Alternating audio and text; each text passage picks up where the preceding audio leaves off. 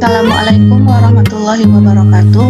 Di sini saya akan mempresentasikan tentang faktor lingkungan untuk memenuhi tugas dari mata kuliah Ekologi Tumbuhan dengan dosen pengampunya yaitu Hendra Lardiman SSI MPD dan disusun oleh saya sendiri Weli Hesmayana NIM 20102040414 dari jurusan Tadris Biologi 3A, Fakultas Tarbiyah dan Ilmu Keguruan IAIN Kerinci tahun ajaran 2021 sampai 2022. Sebelum masuk ke submateri atau topik, terlebih dahulu saya akan membahas sedikit apa itu faktor lingkungan. Faktor lingkungan disebut juga faktor eksogen, yaitu faktor yang datang dari luar individu, merupakan pengalaman-pengalaman alam sekitar, pendidikan, dan sebagainya, dan juga pengaruh lingkungan hidup baik keluarga maupun masyarakat yang belum memberikan daya dukungan terhadap pembentukan watak, patuh atau aturan. Dan adapun lingkungan eksternal yaitu aspek SDM, pemilik, manajer, dan karyawan, aspek keuangan, aspek pemasaran, dan adapun lingkungan eksternal yaitu aspek sosial budaya dan ekonomi, kebijakan pemerintah. Baiklah, lanjut ke subtopik materi yang akan kita bahas pada hari ini yaitu A. Hubungan organisme dengan lingkungannya. Yang kedua, iklim. Yang ketiga, tanah. Baiklah, langsung saja ke materi pertama.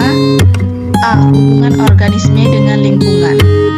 Makhluk hidup itu hidup dalam suatu tempat tertentu. Tempat berlangsungnya hubungan antara makhluk hidup dengan lingkungannya disebut dengan ekosistem. Setiap ekosistem memiliki anggota, baik makhluk hidup maupun makhluk yang tak hidup.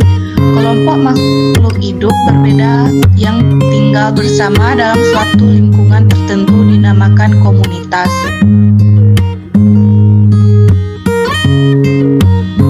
Tahukah kamu bahwa hubungan antara makhluk hidup sangatlah penting? Karena setiap makhluk hidup yang hidup selalu bergantungan pada makhluk hidup yang lain. Tak ada satupun makhluk hidup yang dapat hidup sendiri. Hubungan antara dua jenis makhluk hidup yang hidup bersama dinamakan simbiosis.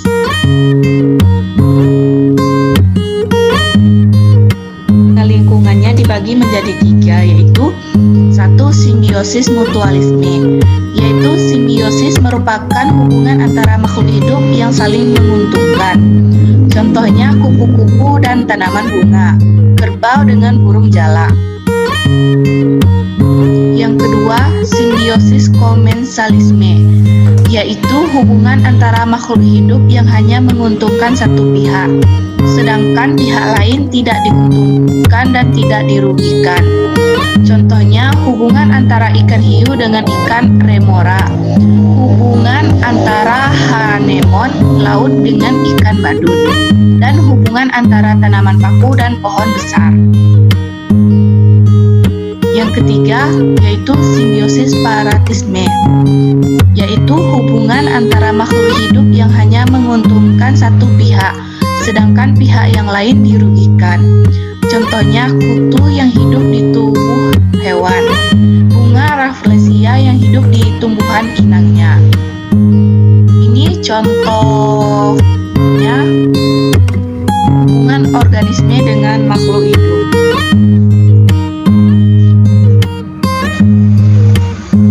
Baiklah, lanjut ke materi berikutnya. B. Iklim. Iklim adalah kebiasaan dan karakter cuaca yang terjadi di suatu tempat atau daerah. Kurun waktu yang menjadi acuan penentuan iklim rata-rata berdurasi 30 tahun. Unsur penyusun iklim sama dengan cuaca. Pembentukan iklim di suatu tempat dipengaruhi oleh letak garis lintang, lereng, ketinggian, dan jarak dari perairan, serta kondisi air laut. Setiap daerah memiliki iklim yang berbeda. Jenis iklim pada setiap daerah sangat dipengaruhi oleh garis lintang. dan karakteristik dari pola iklim global dipelajari melalui klimatologi. Dan adapun iklimnya yaitu yang pertama iklim tropis adalah suatu daerah yang di permukaan bumi yang secara geografis berada di ekuator. Dan adapun ciri-ciri iklim tropis yaitu yang pertama terletak pada wilayah antara 2,5 derajat.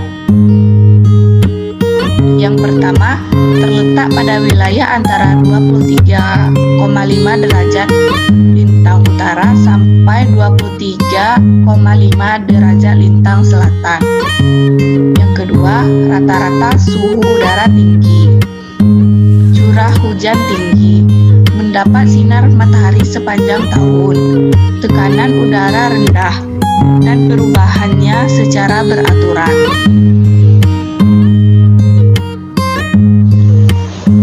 Yang kedua, iklim subtropis adalah wilayah bumi yang berada di utara selatan setelah wilayah tropis yang dibatasi oleh garis balik utara dan garis balik selatan pada lintang 23,5 derajat utara selatan. Dan adapun ciri-ciri iklim subtropis yaitu letak di wilayah antara 23,5 derajat sampai 40 derajat lintang utara dan lintang selatan. Suhu rata-rata tidak terlalu panas dan dingin. Yang ketiga, iklim sedang adalah iklim yang terjadi di kawasan lintang 40 derajat hingga lintang 66,5 derajat di bagian selatan utara bumi. Dan adapun ciri-ciri iklim sedang yaitu terletak pada wilayah antara 40 derajat sampai 66,5 derajat lintang utara dan lintang selatan. Yang kedua, tekanan udara berubah-ubah. Banyak terdapat gerakan-gerakan udara siklonal. Yang keempat, iklim dingin adalah iklim yang terdapat di daerah kutub yang berlangsung lama saat musim dingin seluruh tanah ditutupi es. Dan adapun ciri-ciri iklim subtropis adalah terletak pada wilayah di atas 66,5 derajat lintang utara sampai lintang selatan. Suhu pada musim dingin sangatlah dingin, bahkan bisa ekstrim. Pada musim panas, suhu terasa sejuk dan tidak panas. Suhu rendah membuat adanya salju abadi. Yang kelima, iklim Pisces adalah iklim yang menurut keadaan atau fakta sesungguhnya di suatu wilayah muka bumi. Dan adapun ciri-ciri iklim Pisces adalah macam iklim laut atau maritim, iklim darat atau kontinen, iklim daratan tinggi, iklim gunung, iklim muson. Iklim adalah rata-rata cuaca di mana cuaca merupakan keadaan atmosfer pada suatu di waktu tertentu. Definisi iklim adalah sebagai ukuran rata-rata yang relevan dari variabel tertentu, seperti temperatur, curah hujan, dan angin pada periode waktu tertentu dan merentang dari bulan hingga tahunan dan jutaan tahun. Komponen iklim yang dimaksud yaitu rata-rata curah hujan, suhu, kelembapan sinar matahari, kecepatan angin, fenomena seperti kabut, embun beku, dan badai hujan es, serta ukuran cuaca lainnya yang terjadi dalam jangka waktu lama khususnya pada suatu tempat. Apabila keadaan tersebut ternyata memang menjadi lebih kering dalam periode waktu yang lama, misalnya selama musim panas, maka hal tersebut artinya menunjukkan terjadi perubahan iklim. Perubahan iklim adalah setiap perubahan sistematis dalam statis jangka panjang variabel iklim seperti suhu, curah hujan, tekanan, atau angin yang berlangsung selama beberapa dekade atau lebih. Banyak faktor yang mempengaruhi terjadinya perubahan iklim seperti proses biologis radiasi sinar matahari, tekanan tektonik, erupsi gunung berapi, dan masih banyak lagi. Baiklah, lanjut ke materi terakhir yaitu C, tanah. Tanah adalah bagian kerak bumi yang tersusun dari mineral dan bahan organik.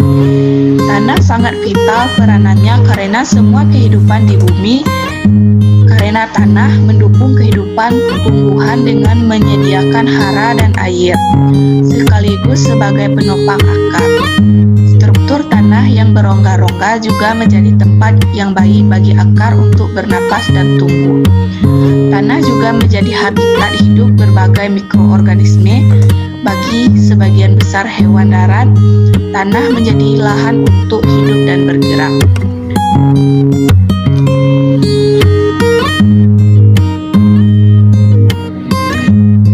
Tanah terbentuk dari batuan dan batuan memerlukan waktu jutaan tahun untuk berubah menjadi tanah. Batuan menjadi tanah karena pelapukan, yaitu proses hancurnya batuan menjadi tanah. Batuan dapat mengalami pelapukan karena berbagai faktor, di antaranya cuaca dan kegiatan makhluk hidup. Faktor cuaca yang menyebabkan pelapukan batuan misalnya suhu dan curah hujan.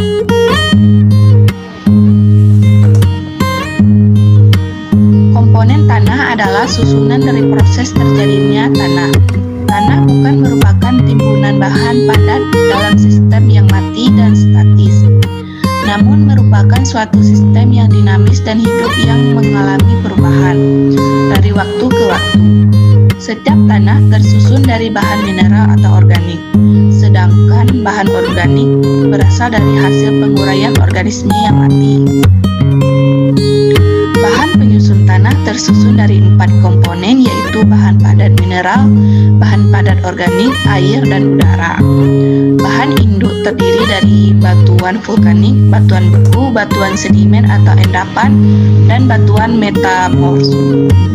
Batuan induk itu akan hancur menjadi bahan induk, kemudian akan mengalami pelapukan dan menjadi tanah. Baiklah, itu saja yang dapat saya sampaikan. Lebih dan kurang saya mohon maaf. Saya ucapkan terima kasih dan saya tutup dengan wabillahi taufiq wal hidayah. Wassalamualaikum warahmatullahi wabarakatuh.